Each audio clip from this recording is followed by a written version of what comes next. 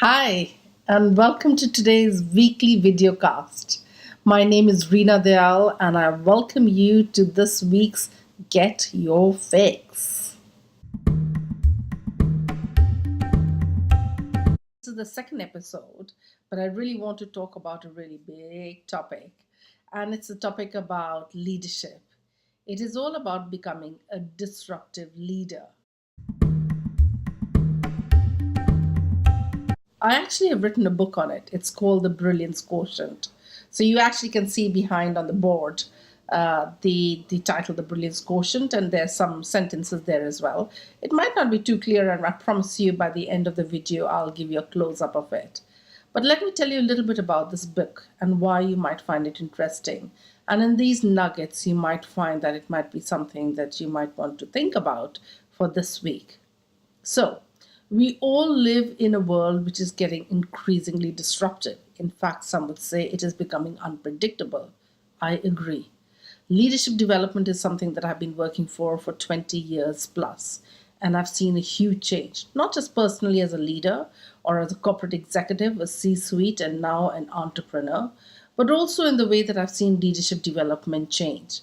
I mean, let's face it, at one point of time, executive coaching was not really heard of.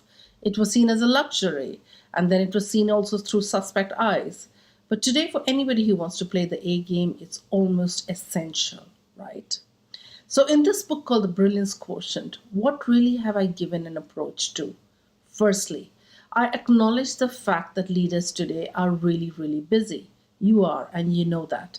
There's lots that's going on, and there's lots more that we want to achieve as well. So, what I have done is I followed the 80-20 rule.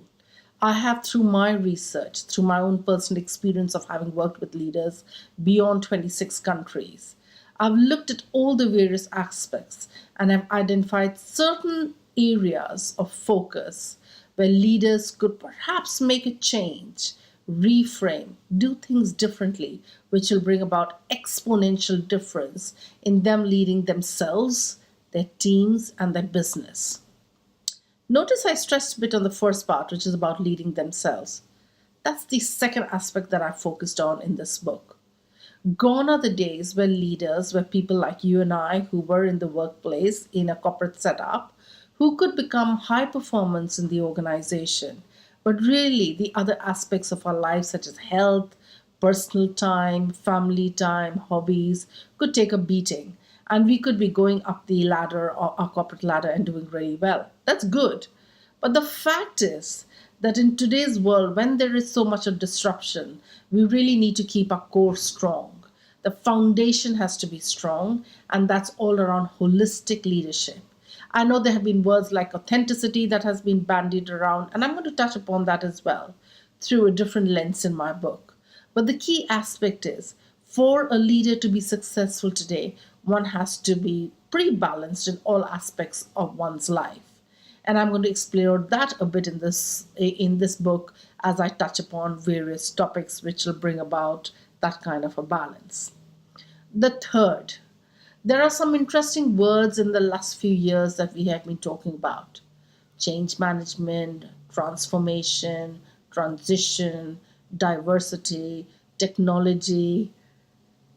There are new words that have come in the last 15 to 20 years. And I'm looking at some of these game changers and I'm looking at it through a different lens. And the interesting thing in my book is that I've actually not tried to say everything myself. More than 30 executives and experts and CEOs and business leaders and founders were interviewed for this book, out of which I've actually chosen about 24, and you will hear directly from the horse's mouth. I have given quotations, I've actually interviewed and then given excerpts and added excerpts of that in my book. There's some really interesting names that you would want to kind of listen to and then listen to my reflections. And then actually stand back and think how you might want to create your brilliance quotient. Thank you very much for your time, and I wish you great luck this week as you think about creating balance in your life. All the best. Bye for now.